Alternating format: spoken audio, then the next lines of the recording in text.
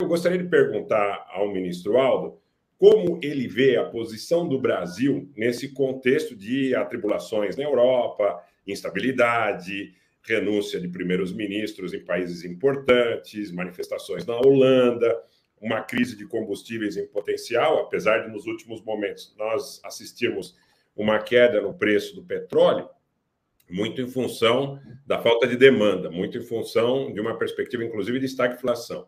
Então, gostaria de saber, ministro Aldo, como o senhor vê a perspectiva do Brasil nesse cenário, mas também a ação do Estado brasileiro. Eu não vou nem dizer do governo brasileiro, porque o governo brasileiro é de turno, né? Acabam sendo situações que estão imbricadas, uma situação e outra, porque acaba sendo uma ação concreta de um governo que representa o Estado brasileiro. Como o senhor vê a posição do Brasil em relação a esses acontecimentos? O Brasil está se posicionando de maneira adequada, olhando para as oportunidades, olhando para os riscos, para toda essa situação, inclusive das relações internacionais, com players muito importantes que estão envolvidos nessa disputa? O meu prezado Rogério, meu prezado Robson, os indivíduos e as nações, muitas vezes, se debatem na seguinte encruzilhada: abraçar o seu destino ou abraçar as suas escolhas. Quando as escolhas estão de acordo com o destino, a tarefa se torna muito mais fácil, muito mais simples, e o caminho muito menos árduo. Quando os líderes conseguem interpretar o destino e fazer as escolhas de acordo com o destino. Ocorre, porém, que muitas vezes o engano, o equívoco dos homens levam os países a um conflito entre o seu destino e as suas escolhas. Tá certo? E isso tem como consequência, muitas vezes, você reduzir a marcha do seu destino. Muitas vezes, até interromper o seu destino, retardar o seu destino quando você não faz as boas escolhas. Eu digo isso para falar exatamente, no caso do Brasil, do destino e das escolhas. O Brasil está destinado a ser um país importante, forte, relevante, protagonista, economicamente avançado, cientificamente é importante e socialmente equilibrado. Essa é a nossa vocação como sociedade. Essa é a nossa vocação como processo civilizatório. Nós somos uma civilização destinada a ser uma civilização criativa, harmônica, mesmo que a harmonia, muitas vezes, seja negada pelos desajustes sociais. Mas, como civilização, nós somos destinados a ser uma civilização equilibrada, próspera e harmônica. E isso está na literatura dos principais intérpretes da sociedade brasileira. Se você examinar os nacionais e os estrangeiros, é isso que está no Zé Bonifácio, é isso que está no Gilberto Freire, é isso que está no Darcy Ribeiro, é isso o que está no Manuel Bonfim, é isso o que está nos estrangeiros que nos visitaram, é isso o que está no José Vasconcelos, o grande sociólogo mexicano que nos qualificou como uma civilização cósmica, como aquela que foi capaz de fundir no mesmo processo os africanos, os indígenas, os europeus e os asiáticos. É isso que está no austríaco, que escreveu uma bela obra, O Brasil, País do Futuro. Como é o nome dele? Stefan Zweig. Stefan Zweig. Stefan Zweig. É uma bela interpretação do Brasil, generosa, confiante, de um estrangeiro. É isso que está no outro austríaco, que escreveu a história da cultura ocidental, que disse uma coisa maravilhosa, que chegou aqui sem dinheiro, depressivo, pensando em se matar, vendeu os últimos livros que tinha em alemão, começando a aprender português. E quando foi vender os últimos livros, pediu um livro em português para o livreiro, para continuar o estudo de português. E o livreiro deu para ele um exemplar de Sobrados e Mocambos, do Gilberto Freire. E ele disse que quando começou... Isso está no depoimento que ele escreveu para o Estado de São Paulo em 1956, de que eu publiquei com um artigo meu no centenário do Gilberto Freire. E ele disse que quando começou a ler Sobrados e Mocambos, passou a vontade de morrer. Desistiu de morrer, porque encantou-se pelo Brasil. Então, o Brasil é isso, o destino é esse. E o que é que confronta com o destino? Muitas vezes as escolhas das nossas elites políticas, econômicas, porque por esse destino, o Brasil é um país que tem esse destino, está de acordo com um tipo de diplomacia. Qual é a diplomacia? A diplomacia da mediação. Nós não somos uma sociedade moldada para o confronto. O confronto na construção do Brasil foi uma exceção. Aconteceu aqui com o Paraguai, num determinado momento se ensaiou com a Argentina, depois tivemos na Primeira Guerra uma participação pequena, depois fomos para a Segunda Guerra, mas era um confronto mundial, mas o Brasil sempre reconhecido como uma civilização destinada à mediação. Essa coisa com a Rússia, que muita gente despreza por ignorância, não compreendeu por que é que o Bolsonaro foi à Rússia, por que é que houve um encontro 2+2 com o ministro da Defesa e da Relações Exteriores da Rússia. A Rússia está aqui no Brasil desde a independência. O embaixador do Brasil na Rússia foi protagonista, da Rússia no Brasil, em 1822, foi protagonista.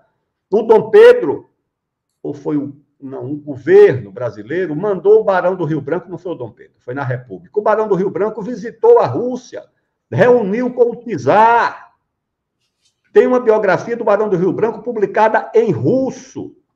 Quando o czar tomou a iniciativa de convocar a Conferência de Paris, porque foi iniciativa da Rússia, a Conferência de Paris, a Conferência de Paz de Paris, foi uma proposta russa. O czar convidou 2 países da América Latina, o Brasil e o México. E o Brasil não foi porque o Campos Salles resolveu economizar o dinheiro da delegação, e nós não comparecemos. Mas foi uma iniciativa dos russos, e o Brasil reconhecido com esse protagonismo. Bem, agora, quando você substitui essa diplomacia da mediação por uma diplomacia de confronto com os vizinhos, de confronto com outros países por razões ideológicas, se é o Trump eu sou aliado, se é o Biden eu sou adversário, é claro que isso é a negação do nosso destino. É claro que isso atrapalha o nosso destino.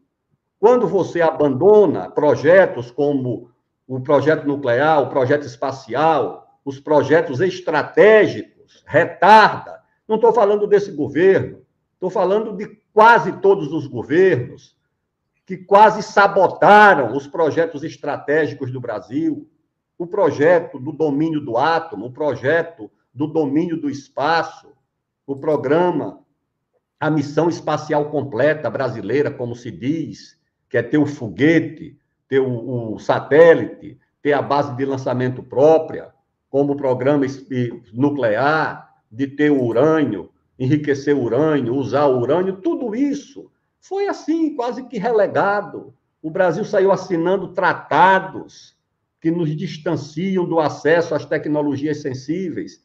Isso é a negação do nosso destino, tá certo? De ser um país importante no mundo.